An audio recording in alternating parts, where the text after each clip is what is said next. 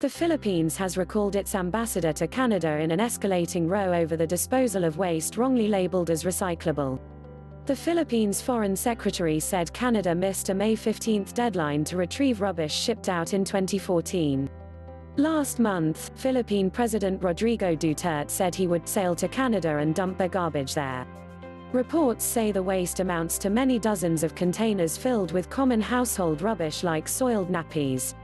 At midnight last night, letters for the recall of our ambassador and consuls to Canada went out, Philippine Secretary of Foreign Affairs Teddy Locsin Jr. said in a tweet. Canada missed the deadline. And we shall maintain a diminished diplomatic presence in Canada until its garbage is shipbound there. Mr. Locsin said what triggered him to pull out the envoys was Canada's failure to show up at a meeting with Philippine customs officials. Teddy Locsin Jr. tweeted that the government may consider a 2 to 3 week delay does not extend the deadline. Our diplomatic presence in Canada shall be de minimis. At the Japanese enthronement ceremony, DOF informed me that Canada did not show up at a meeting with customs and that was the trigger. He also sent a tweet to the Philippines Department of Foreign Affairs saying, "To our posts in Canada, you have your orders. Get the next flight out." The Canadian Embassy in Manila told the BBC that they have made an offer to repatriate the Canadian waste and are closely engaged with the Philippines to ensure the shipments return as quickly as possible. Officials in the Philippines first raised the waste issue with Canada in 2014 after it found that containers of rubbish had been shipped between 2013 and 2014. Manila says the containers, which arrived at Manila International Container Port, were falsely labeled as containing plastics meant for recycling and were in fact filled with tons of household waste.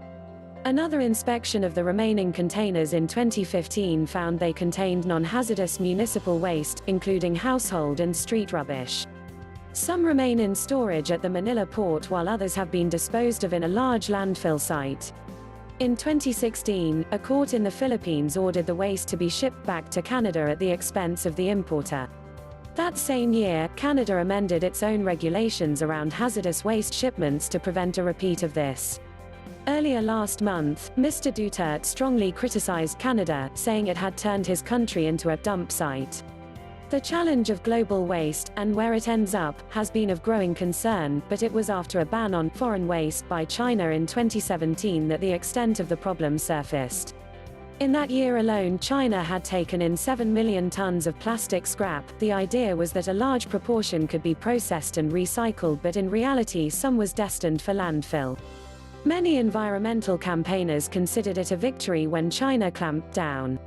The amount of plastic taken by China dropped by 94% between 2016-17 and 2017-18.